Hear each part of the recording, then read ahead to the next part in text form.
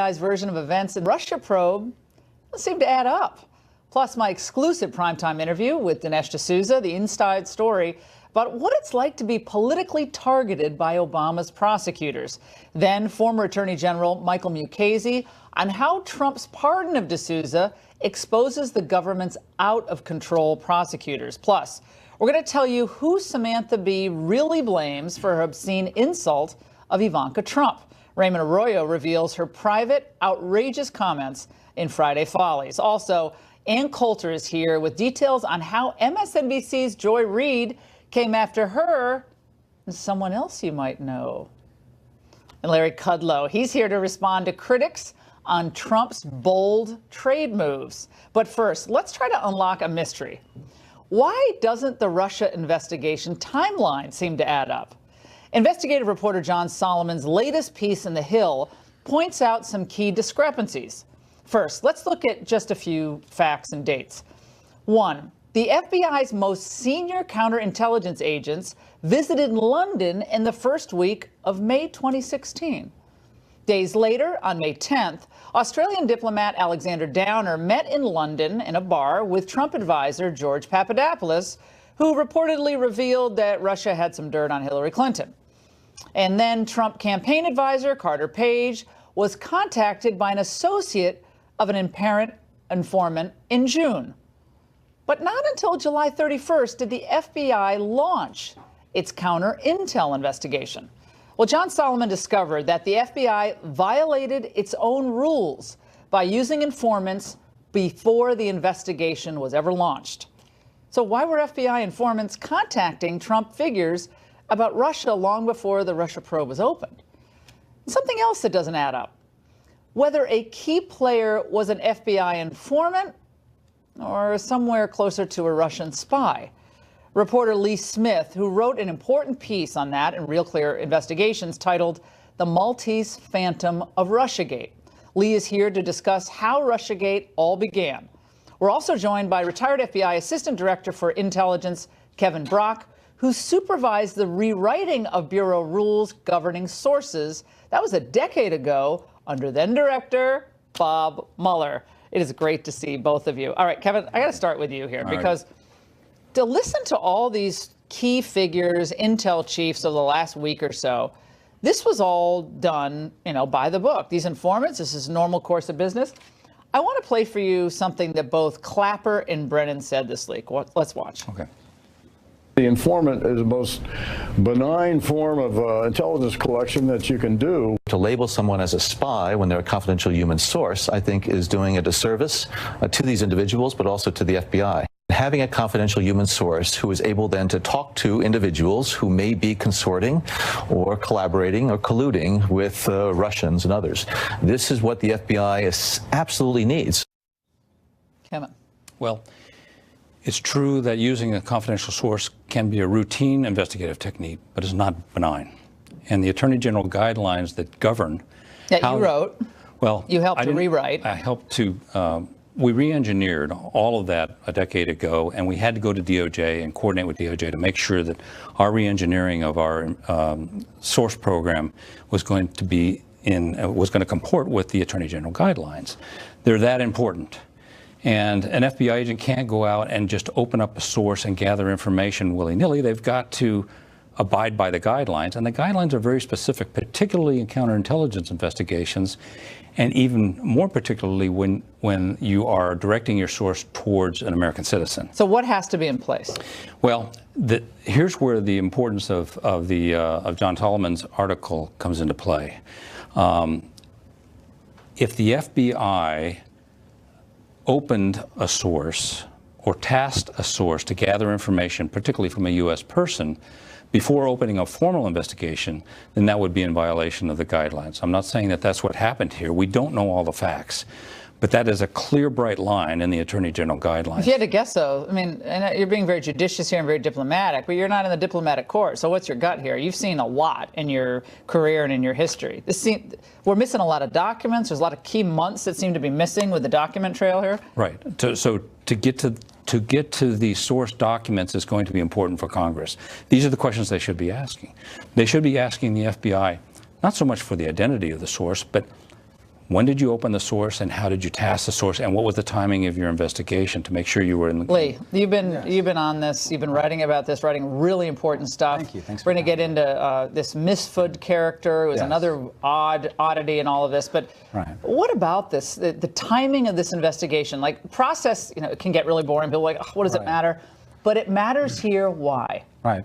I mean, I think, well, because the FBI has supposedly officially opened up the investigation July 31st, and we're seeing a lot of other things, a lot of dates that seem to predate July 31st. And one of the things that I've been looking at, in fact, it's not just the investigation, but also looking, there was a press campaign as well.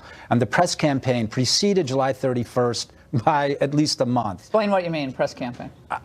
I mean, if we're looking at, this is the way the Obama administration typically worked. They did it with the Iran deal. There was always an intelligence component, and there was always a press campaign as well. That's how the Obama administration worked. These two things happened. They were political operations. I think that what happened here, I think that we're making a little bit of a mistake by looking simply at the spying part of this. So when Clapper and Brennan get on TV and they say spying is the highest form of patriotism, I think that we're paying a little too much attention to the spying. It was a larger political operation to dirty the Trump campaign. The text messages that we've seen thus far, and more seem to be trickling out every now and then, indicate that there was a lot of interest in the White House as to how this was proceeding. Now, defining what this was still remains to be seen. Right. But you have the struck page texts about, they want to be kept apprised of what's going on. What is the likelihood that Susan Rice or Obama or Ben Rhodes or any of these people had no idea that this stuff was going on? What are the chances of that in your mind? Yeah, I think it's highly unlikely. As I said, my experience looking at the Obama administration is mostly through the Iran deal. So when Russiagate popped up, I said, I know what this looks like. And it goes up very high, and a lot of significant people are looking at this. This is not simply in the FBI or the DOJ. So this could have been cross-intelligence agencies, DIA, CIA, FBI, military. I mean, who knows at this point? I don't think we know exactly who yet, but there seem to be a lot of prominent figures who come in, who are involved. One of the things that I always come back to, which I've written about, is when John Brennan is effectively screaming at James Comey through Harry Reid, telling him to get on this, telling him to start looking at Trump-Russia connections. I think that points to the fact that John Brennan may have a hand in this. But Kevin, we also find out that the initial reporting, which goes to what Lee said about George Papadopoulos and that first contact he had with Alexander Downer, where he said, the Australian diplomat, where it was initially reported that he said, well, there are thousands of emails that Russia has from the Clinton campaign. It turns out, after he gave an interview just recently to an Australian media outlet, he said, no, he didn't say that. He said they have dirt. So initially, when you say, gosh, a Trump campaign official said that he knew before this was a release, before these emails even came to the public domain, he knew that sounds really bad. That's not what he said. He said they have some dirt. But who knows what he was talking about there, if that's the case? Yeah, he didn't even say dirt. He said some negative, damaging information to the Clintons. This is all very interesting, and you asked earlier about what my gut feeling is. What doesn't sit well in the gut of every retired FBI executive and many agents right now is that this investigation was initiated and run, as well as the Clinton email investigation, out of headquarters, by headquarters management personnel. What does that mean to the people watching right now, out of headquarters versus a field office? I can't find words sufficient enough to explain what an anomaly that is. In my professional experience, I don't remember that ever occurring. The FBI, by design, puts its investigations out in field offices away from the heat of Washington politics for a good reason. So to have the case run out of headquarters by a cadre who were present in both investigations is incredibly unusual. And so it starts to raise questions about, did they conduct the investigation in accordance with Attorney General guidelines, which would have been done routinely in the field? Guys, Lee, just final thoughts really quickly. Sure. Oh, I mean, I think that what we're seeing with a whole bunch of reporting, John Solomon's excellent piece, Kimberly Strassel's excellent piece, there are a lot more questions that remain to be answered. And that means documents have to be turned over, and perhaps things need to be declassified in a more transparent and fast fashion than they are. Guys, thanks so much. And what is it like to be targeted, by the way, for your political beliefs by the full force of the federal government? Well, we're going to ask the man just pardoned by President Trump, conservative filmmaker and author Dinesh D'Souza. Dinesh D'Souza, thanks for being with us tonight. Boy, this pardon has set off a firestorm of freakouts among people on the left. And today we had an especially big freakout from a former Obama U.S. attorney, Barbara McQuade, who was on MSNBC this morning. Let's watch. It concerns me that not only is he violating the norms of not going through that normal process, but is he painting a narrative that can be convenient for him that sensitizes the public that the government is sometimes, or maybe even often, very unfair to people, which I think has long-term damaging consequences to the criminal justice system. The left has freaked out more over my pardon than maybe any other. I was watching something on CNN, I think it was earlier today or yesterday. These things become a blur. And they were saying how dangerous it is that I got this pardon. And I was thinking about that, and it occurred to me that I think I know what they're getting at. It's dangerous to them. It's dangerous to their ideology. And it's dangerous in a way that other pardons, I mean, think of the Clinton pardon of Mark Rich. You've got a guy here who's an international arms trader and possibly a tax fraud and involved in all kinds of rackets. But he's not dangerous to the ideology at CNN. In fact, he helps to support progressive causes. He gives money to the Clinton Foundation. I, on the other hand, am a non-white immigrant. I came to America with $500 in my pocket, and I've been exposing the whole progressive ideology. So I'm dangerous in that way. They're right about that. John Avalon on CNN today was also, I mean, again, the media, the Democrats, the Never Trumpers, they're all questioning why this occurred. And let's watch. What are you supposed to think about this? Yeah. I think you see this as the power of the presidency means a get-out-of-jail-free card. But this is also someone who's been a self-styled conservative intellectual who's really just been a Twitter troll for a long period of time right now, appealing to all the worst instincts and conspiracy theories. Well, I've never alleged any conspiracy by anyone. What I have done is expose the sordid racist history of the Democratic Party, a history that actually continues to the present. I've also exposed a lot about Obama. Look, Obama would not have indicted me if I didn't make a film that deeply upset him. I didn't just go against his ideology. I kind of got into his head. And sometimes when I speak on campus, people go, well, gee, Dinesh, what makes you think that Obama even saw your dumb movie or even cares about anything you have to say? Well, the reason I think that is because he was attacking me on his personal website, barackobama.com. So there you go. This is a narcissistic president who believed in the vendetta and recruited goons like Eric Holder and Preet Bharara to then carry his water for him, to go after me. And every little CNN indication of my case shows that subscribe to their liberal ideology, Dinesh. Their point is that people like you and people like me, we're alt-right. Do you notice how that's changed now? You're not a conservative, and you're not winning in the arena of ideas. You're alt-right, or you're xenophobic, or I love it when they call you racist. That's always fun. And so it's a way to avoid an argument, a debate. We saw this going back to college. Dinesh and I went to college together at Dartmouth College. Way back before they called it political correctness, they were trying to avoid the fundamental debate about the greatness of Western civilization, how off track they have been on so many issues, the decline of true intellectual thought and diversity of thought. They didn't want that debate. They wanted to shut down debate, which is in line with wanting to shut, frankly, you down, or even this show.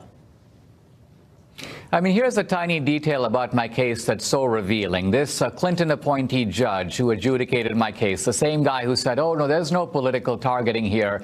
As part of my sentence, he sentences me to mandatory psychiatric counseling. Now, let's think about this for a minute. What about my case? Here I've given too much money, or my own money, to a candidate, a college friend of mine running for office.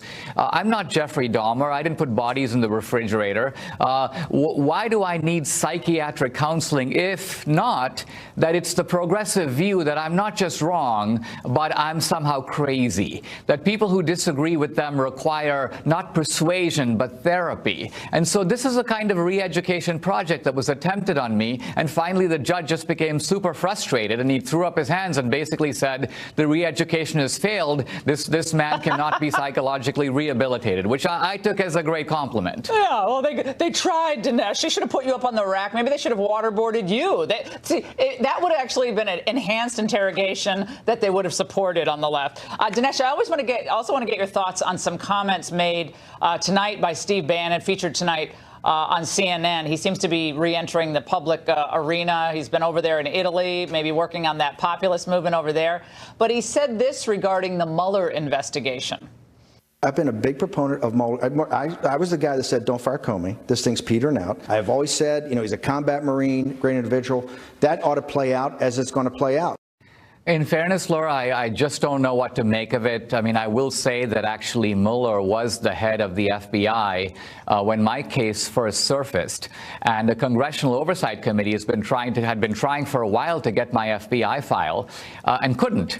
And then finally they got it redacted, but in it identifies me as a prominent critic of Obama.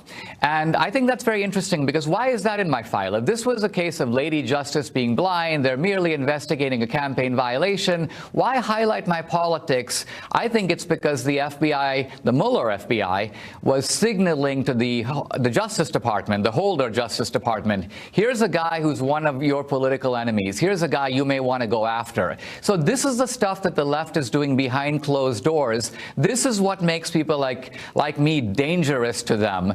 This is why I'm not an ordinary conservative, but somebody who ultimately they would like to see locked up. Well, they've seen and they've tried to silence conservatives before. Again, going all the way back to college campuses, they shut down speakers. You've had problem on college campuses.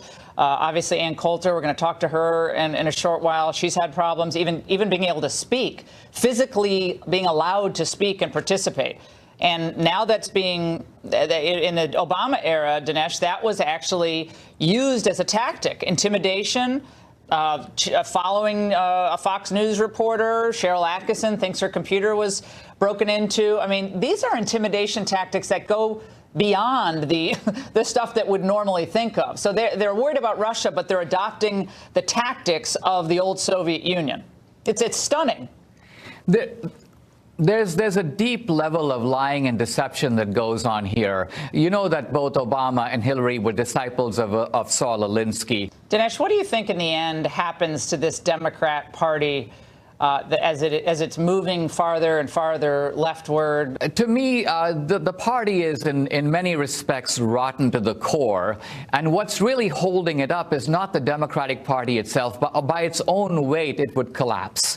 But it's sustained by a kind of outside alliance involving people in academia, the left in the media, and the left in the entertainment industry. The left controls these three megaphones of our culture, and they can put out a huge amount of big lies and disinformation as long as that continues. So they're what's holding up the Democratic Party right now. They're the cover-up artists for this party. Dinesh D'Souza, thanks so much for giving us your first primetime interview after the pardon from President Trump. Thanks you very much. And former Attorney General Mike Mukasey is here next to tell us how politics drove prosecutors in the Obama administration. Now, this is critical to understanding what the swamp is trying to do to Trump with that Russia probe. So stay there.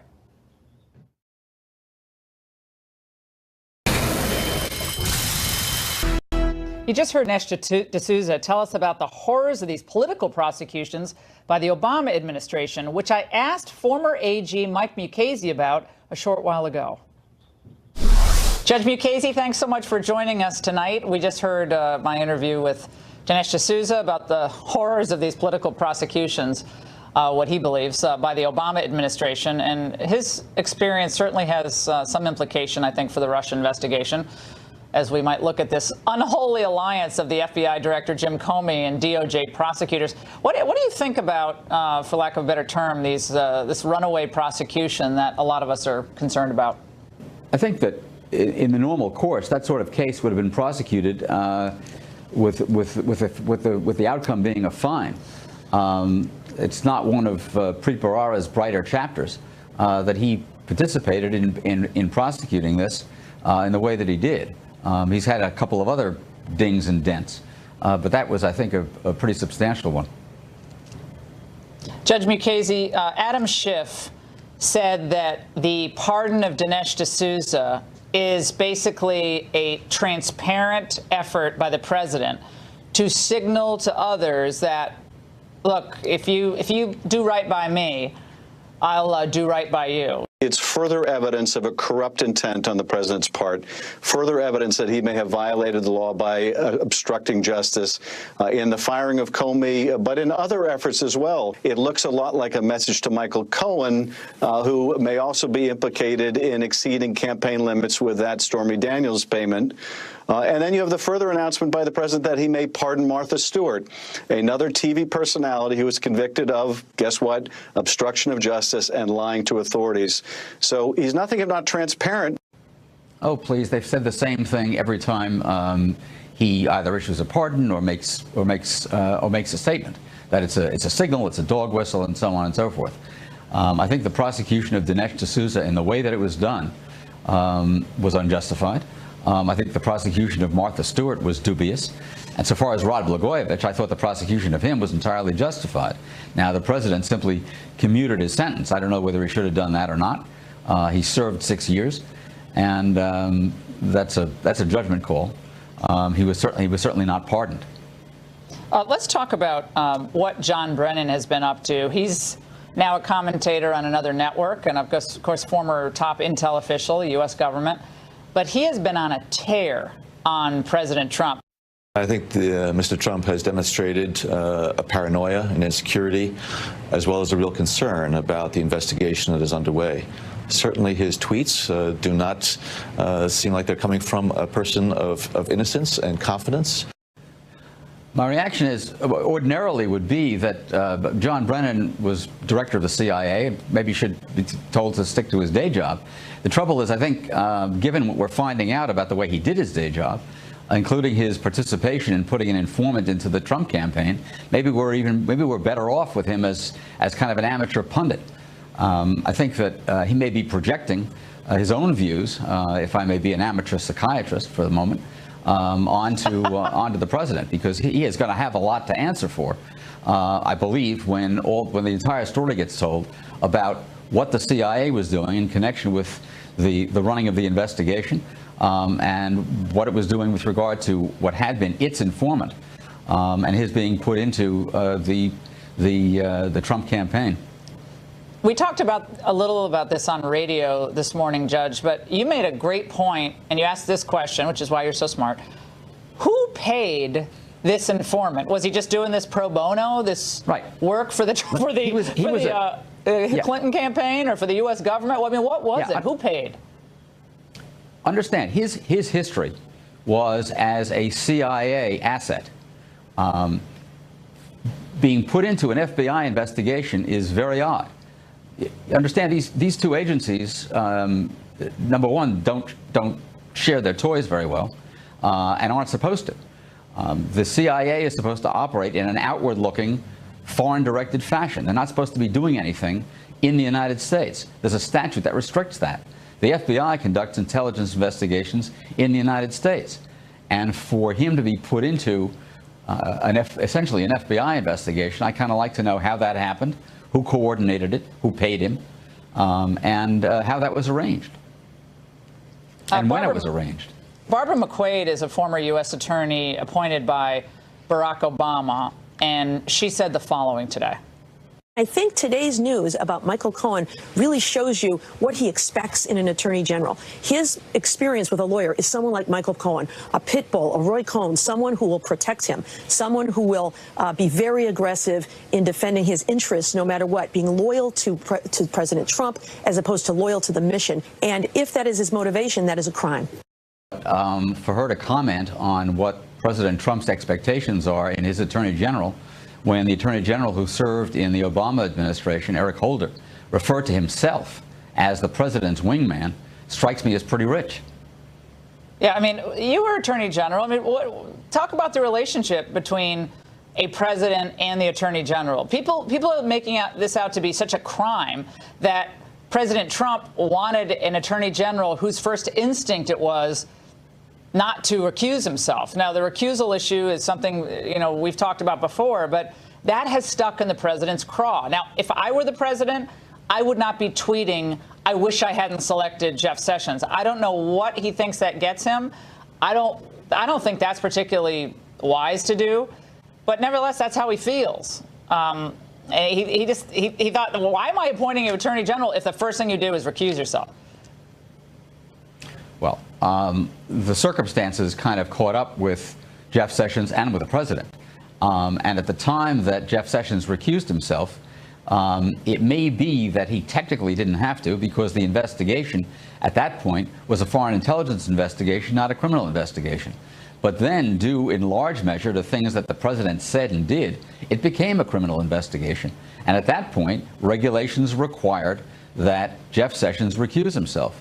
Now, for the president to suggest that somehow Jeff Sessions should have had the gift of prophecy and known that the situation would develop that way, I think is ridiculous. And for him to start claiming that he should have appointed somebody else is inane. It doesn't, as you point out, it doesn't serve his interest, particularly when he's got an AG in place in the person of Jeff Sessions, who is pursuing his agenda and very effectively bringing MS-13 cases, immigration cases, concluding a huge antitrust settlement, effectively running the Justice Department. So I think you ought to quit complaining about that. Judge Michael Mukasey, former Attorney General of the United States, thanks so much. Good to be with you.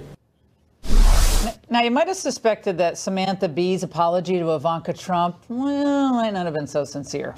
But you won't believe how phony it was until Raymond Arroyo reveals what she said last night behind closed doors when the press wasn't invited. Don't move.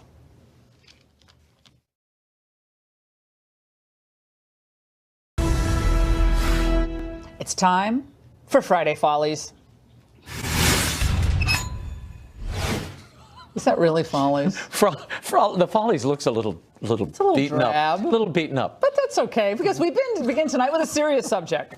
It shows why Samantha Bee's apology for her obscene insult of Ivanka Trump, Fox News contributor Raymond Arroyo is going to tell us. You're not going to believe what she said last night behind closed doors. This was a television awards ceremony. The New York Times bestselling author and Fox News contributor Raymond Arroyo is going to tell us. They gave Samantha a special award, Samantha Bee, for her social activism. This is from the Television Academy. Now remember, that grants the Emmys. They gave Samantha a special award, Samantha Bee, and you should wear for her social activism, lifting society. Now remember, this is the woman who told Ivanka Trump she had to apologize. You're a feckless C-word, at the ceremony, which the media was not allowed into. She said your father we don't have the change his immigration policies. She had to apologize. Here's what she said. But at this ceremony, which the media was not allowed into, she said this: we don't have the audio, one bad word.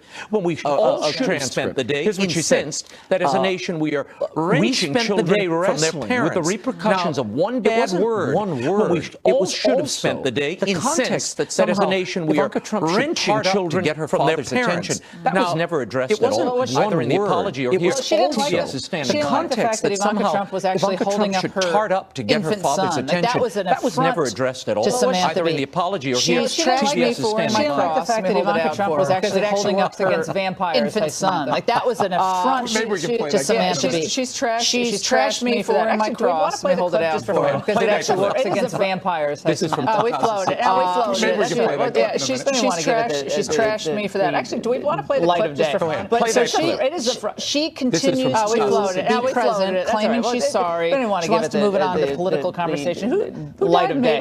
But so she continues to be present, claiming she's sorry. She wants to move it on to political conversation. Reducing a woman to her genitalia with this horrible word. The problem with this is it's misogynist. The network, she claims to be a feminist, and here she is calling a woman, reducing a woman to her genitalia with this horrible word. And why aren't they firing no talent Samantha Bee for the horrible language used on her low ratings? Naturally, his daughter was attacked here. Here's what he said. Double standard. Why aren't they firing no talent Samantha Bee for the horrible language used on her low ratings? Winning is capitalized. Well, he wants to let you know double standard. But that's okay. We're winning, and we'll be winning, doing so for a long time. I like how winning is claims the president has gone too far. He wants to let you know it's not clear why, but I'll take it. Brian, it's like capitalized. the now, Brian president's following a lot of CNN has conservative jumped into pundits this, who and are he claims jumping the on this double president has standard gone bandwagon. too far. Yes, he absolutely is. He's tapping into a very potent strain of Brian, grievance like politics. The president's following a lot of conservative pundits who are jumping on this double standard bandwagon. Yes, he absolutely is. He's tapping into a very potent strain of conservatives are treated in a worse way than liberals. In this case, Roseanne Barr treated worse than Samantha Bee. He's tapping into the idea of conservative victimhood. That conservatives are treated in a worse way than liberals. In this case, Roseanne Barr treated worse than Samantha Bee. Nasty people saying horrible things They make before it seem Trump. as if the They president is somehow to blame for foul-mouthed comedians. debate a little bit here. Remember, Samantha Bee's ratings are down by almost nasty people saying horrible things before Trump. They will exist after Trump. He's winning on trade. The president did take her bait a little bit here. Remember, Samantha Bee's ratings are down by almost half. But can he match Obama's The Final Year, an HBO documentary, like a West Wing, like an extended West Wing? But can he match Obama's The Final Year, an HBO documentary, like a West Wing, like an extended West Wing, portrayed the national security apparatus, John Kerry, Samantha Powers, and Ben Rhodes as heroes? Here's a little clip of that documentary. Let's watch. You got to make sure it'll be harder to dismantle in the event that we take a different turn. Process all this. It's a lot to process. I can't. As the words I don't know where the words are. Process all this. Ben Rhodes can't find the words. That's after Hillary's defeat. They all thought Hillary was going to win, and you see that in the documentary. The Boston Globe wrote, "This team's professionalism, empathy, pragmatic idealism are enough to make you weep." They all thought Hillary was going to win, and you see that in the documentary. The Boston Globe wrote, "This team's professionalism, empathy, pragmatic idealism are enough to make you weep." With all that has gone missing. What I focused on is Samantha Powers, who was unmasking individuals every day somehow over at the UN. She said we have to make it harder to dismantle. Those are the three benchmark things that they celebrate in this documentary. On a day when Donald Trump has brought North Korea to the White House, this is a hard documentary to swallow. Cuba, those are the three benchmark things that they celebrate in this documentary. On a day when Donald Trump has brought North Korea to the White House, this is a hard documentary to swallow. How time has devoured what was supposed to be the ultimate narrative. I would love to. Well, you know, Raymond, on a rival network, there's an anchor who seems to stay on air no matter what she says. Ann Coulter has some wild new info on Joy Reid's nasty blog. On a rival network, there's an anchor who seems to stay on air no matter what she says. Ann Coulter has some wild new info on Joy Reid's nasty blog. Next. Even when I travel for leave. Well, wouldn't you know, comedian Samantha Bee is suffering pretty much no consequences at all for her repugnant attack on Ivanka Trump. And the liberal media double standard apparently also applies to MSNBC's Joy Reid. Over the last few weeks, hateful and nasty blog posts by Reid from as far back as 2005, they've all surfaced. Well, she's repeatedly apologized for the posts. Her network says she has evolved and her show remains on the air. Joining me now, one of Reid's targets, New York Times bestselling author Ann Coulter. Ann, great to see you. I'm sure none of this surprises you. I mean, this is what you and I have become accustomed to. Liberals can say anything they want about women, minorities, Jews, and get away with it. But you found some interesting nuggets from her past. Yes, it actually went up on Daily Caller today. One was she was wishing for you and me to be left in the public square in Iraq, which I think is interesting because I agree. I wouldn't want to go to a majority Muslim country. I don't know why liberals want to turn this country into those countries. But she considered that really, the worst thing you could do to us. And then in a separate post, I guess she liked or retweeted someone suggesting that I don't know if it was just me or both of us kill ourselves. And then, of course, there was the always popular calling me a man for having a beautiful swan-like neck. Liberal women, as long as we're being frank here, aren't used to that because they have rolls of fat on their neck. They're really taken aback by my beautiful swan-like neck. But the point of all this is, I mean, these nasty, nasty things that get posted by liberals, it shows they just wanted to get rid of Roseanne. I've been told my entire life, oh no, newspapers, TV stations, they're just trying to make money. It's whatever the public wants. No, it isn't. It has never been that. Liberals say much, much worse things, but they're part of the political agenda. The reason they wanted to fire Roseanne was I mean, she used to be kind of a left-wing loon. She became a Trump-supporting, still kind of a loon. But she had a wildly popular program, and apparently it was popular with Trump supporters, whom they enjoy calling racists. Did you see that they're trying to maybe reboot the show without her? With just her daughter, who's obviously the more liberal character, and John Goodman apparently said, "Oh, I'd be up for that." I mean, but this is the kind of ideas they have. There's the half of the country who voted for Trump, roughly. All these people are looking for something that just doesn't offend them on a minute-by-minute basis. And this show kind of had some funny moments where someone who liked Trump wasn't ridiculed every 5 seconds. So that's all it was. It wasn't even all that political of a show. But I bet, the producers, the people behind the show, they were tired of having to answer for it at various social events in LA or Malibu. They don't want to answer. This is a nice, kind of ugly way of saying, oh, this is off the air. We can go back to doing business as normal, Ann. Right. I mean, I never saw the old show or the new show, but when she was getting ratings like we haven't even heard of for 20 years, to be dumping that show because of crazy tweets she was sending. She has always sent crazy tweets. This is nothing new. I mean, I don't want to be sent to the concentration camp. Yes, I condemn her tweet. But she's always sent crazy tweets that are deserving of condemnation. It has nothing to do with that. And if they really cared about offensive tweets and so on, well, obviously Samantha Bee and Joy Reid wouldn't be on air. But we got to keep them. And I want to talk about where this party is going. I talked earlier to Dinesh about this and how everything has become radicalized. They claim that Trump's the radical, where he's kind of really pretty mainstream and wants to work with Democrats on trade and other issues. And yet we see the Democrats now lurching toward perhaps an Elizabeth Warren, a Kamala Harris, maybe Cory Booker in 2020. And then you have the old establishment figures like John Boehner out there a couple of days ago. He came out and he's still sniffing and harumphing clearly about Donald Trump. Let's watch. I want to talk to you about what's happened with the Republican Party. There is no Republican Party. There's a Trump Party. The Republican Party is kind of taking a nap somewhere. What do you think about old Boehner's comment? I hope it's not a nap. I hope it's dead. I want the Republican Party to be the Trump Party. We might start winning again. But I thought John Boehner was off promoting marijuana or something. Yeah, he joined some marijuana board, and he said he was always against marijuana until he just became an advisory board member of, in other words, kind of an informal lobbyist for legalizing pot across the United States. And you wonder why I want the Republican Party dead.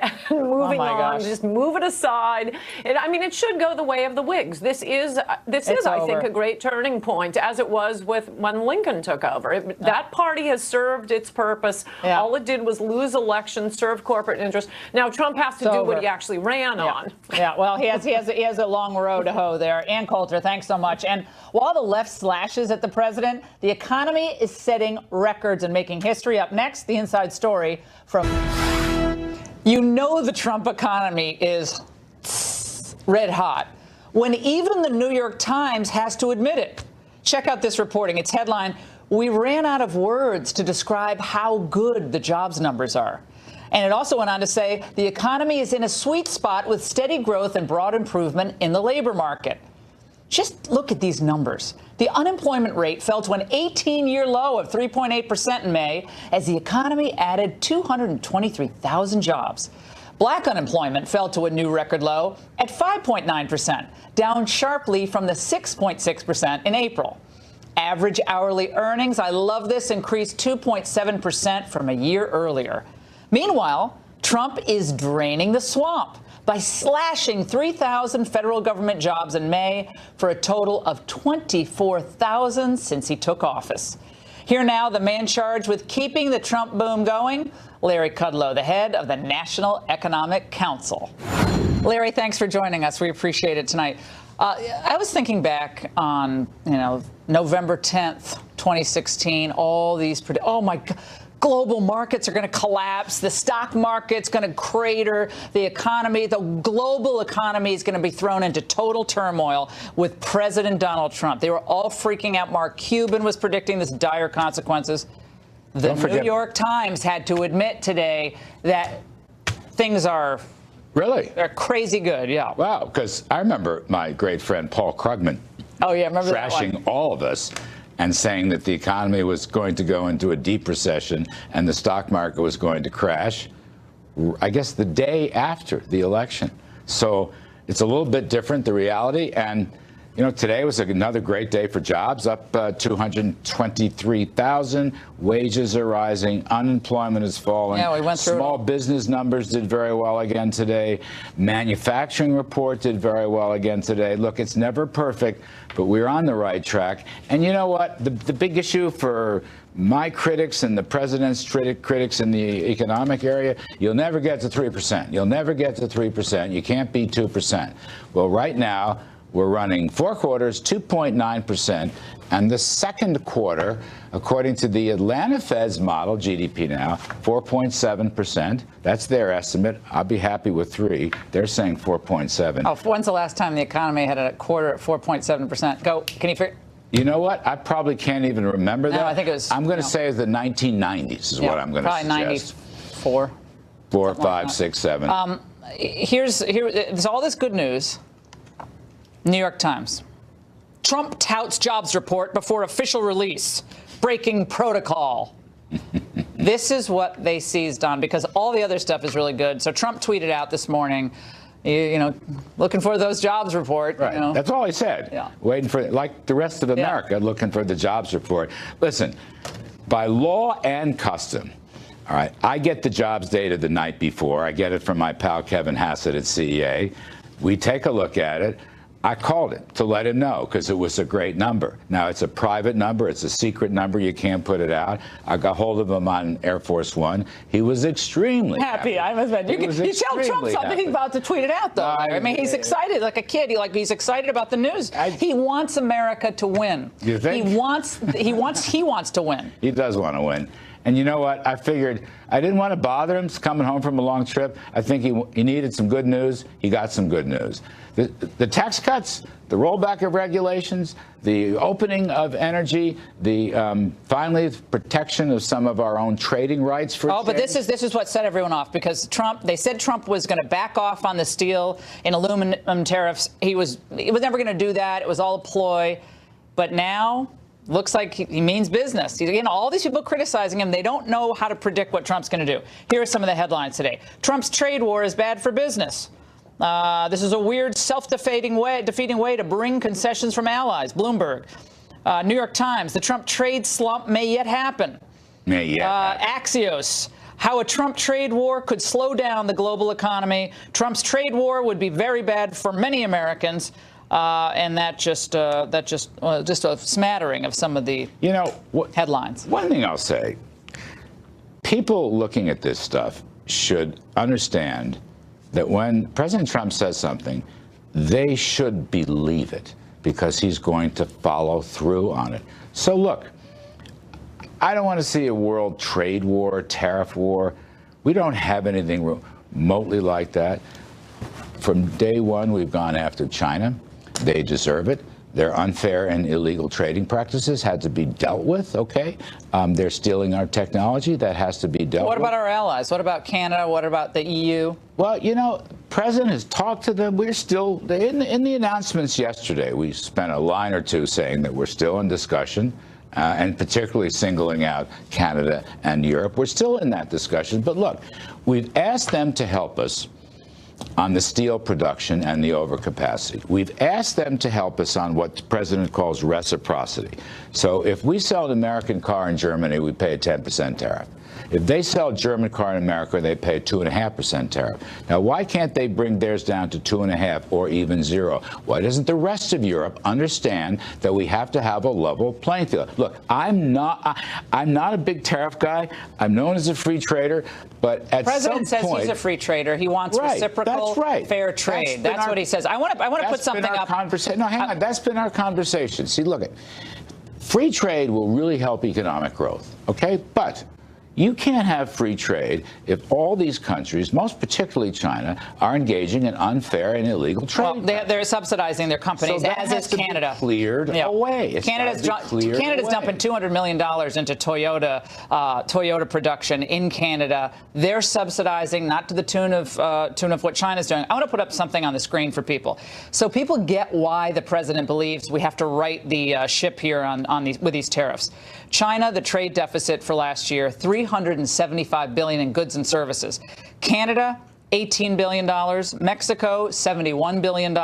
Japan, $69 billion.